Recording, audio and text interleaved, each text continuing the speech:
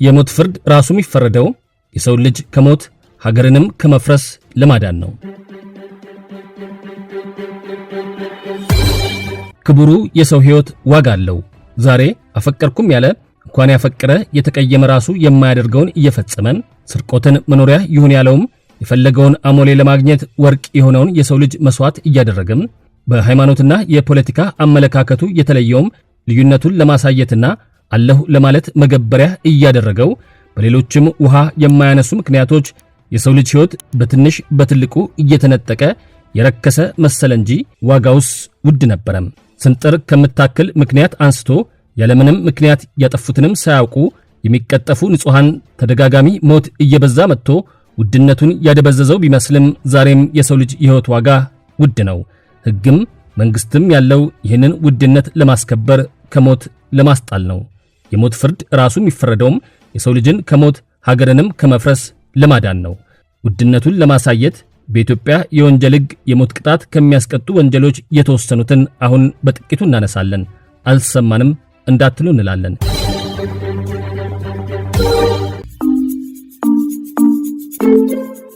1. የሞት ፍርድ የመፈረዱ አንዱ ምክንያት የሰው ልጅን ራሱን ከሞት ለማዳን ነው።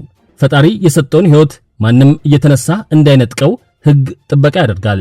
የፌዴሪ ሕገ መንግሥትም በአንቀጽ 15 ድንጋጌው ማንኛውም ሰው በሕይወት የመኖር መብት አለው፣ በሕግ በተደነገገ ከባድ የወንጀል ቅጣት ካልሆነ በስተቀር ሕይወቱን አያጣም በማለት ይደነግጋል። ባጭሩም ሕይወት ለከባድ ወንጀል የሚከፈል ዋጋ ነው ይላል። ይህን ቢልም በዘፈቀደ ወይም በትልቅ በትንሹም የሞት ፍርድ እንዳይፈረድ ግን በእጅጉ ይጠነቀቃል። ለሰው ሕይወት ይጨነቃል። ቅድመ ሁኔታዎችንም 1 2 እያለ ያስቀምጣል። የወንጀል ሕግ አንቀጽ 117 የሞት ቅጣት የሚወሰነው የተፈጸመው ወንጀል እጅግ ከባድና ፍጻሜ ያገኘ ከሆነም ወንጀለኛውም አደገኛ ከሆነና የተፈጸመው ወንጀል ሞት ቅጣት እንዲሆን በሕግ በግልጽ ከተደነገገም ለወንጀለኛው ቅጣትን የሚያቃልልለት ምክንያት ከታጣና ወንጀሉንም ሲፈጽም 18 ዓመት ሞልቶት የነበረ ከሆነ ብቻ ነው በማለት ይደነግጋል። የመጨነቁን ልክ ያሳያል። በዚህም መሰረት የሞት ፍርድ የሚያስፈርዱ ወንጀሎችን ለይቶ ይደነግጋል። ለማሳያነት እነዚህ ልጥቀስ። በወንጀል ሕግ አንቀጽ 269 መሰረት ዘር የማጥፋት እንዲሁም በአንቀጽ 270 በሰላማዊ ሕዝብ ላይ የሚፈጸሙ የጦርነት ወንጀሎችን መፈጸም በሞት ሊያስቀጣ ይችላል። ደግሞ በአንቀጽ 539 ከባድ የሰው ግድያ መፈጸም መግደያ መሳሪያውና አገዳደሉ ታይቶ ጨካኝ ነውረኛ ወይም አደገኛ ከሆነ በሞት ሊያስቀጣ ይችላል።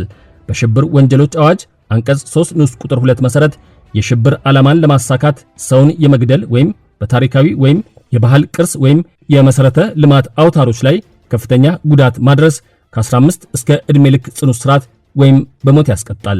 ሌላኛው ልዩ ሕግም በሰው የመነገድ ድርጊት ናቸው ብሎ የዘረዘራቸውን ወንጀሎች ከባድ የሚባሉ ሁኔታዎችን በመጥቀስ በዚህ መልኩ የተፈጸመ ወንጀል በተጎጂው ላይ ሞትን ካስከተለ እንደ ነገሩ ሁኔታ ፈጻሚው ከ15 እስከ 25 ዓመት ወይም ዕድሜ ልክ ጽኑ እስራት ወይም በሞትና 200 ሺህ ብር በሚደርስ የገንዘብ መቀጮ እንደሚቀጣ ይደነግጋል። በእርግጥም የሞት ፍርድ የመፈረዱ አንዱ ምክንያት የሰው ልጅን ራሱ ከሞት ለማዳን መሆኑን ያሳያል። 2. የሞት ፍርድ የሚፈረደው ሀገርንም ለማዳን ነው። በመንግስት በሀገርና ዓለም አቀፍ ጥቅሞች ላይ የሚፈጸሙ ወንጀሎች የሚያስከፍሉት ዋጋ ሀገር አልባነት ሊሆን ይችላልና በከባድ ሁኔታ ሲፈጸሙ ቅጣቱ ሞት ይሆናል።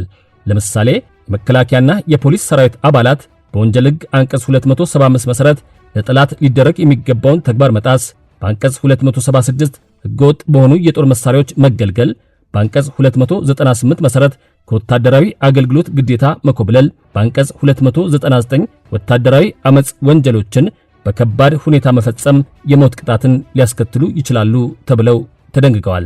ደግሞም አድማጮች ፈሪ ለእናቱ ቢባልም ለሀገር ግን አይሆንም። በአንቀጽ 312 የተዘረዘሩ የፈሪነት ተግባራትን በጠላት ፊት መፈጸም ነገሩ እጅግ ከባድ በሆነ ጊዜም በሞት ሊያስቀጣ ይችላል። በመጨረሻም አሁንም ደግሜ እናገራለሁ፣ የሞት ፍርድ የሚፈረደው አንድም ሰውን ከሞት ለማዳን ሁለትም ሀገርንም ለመታደግ ነው።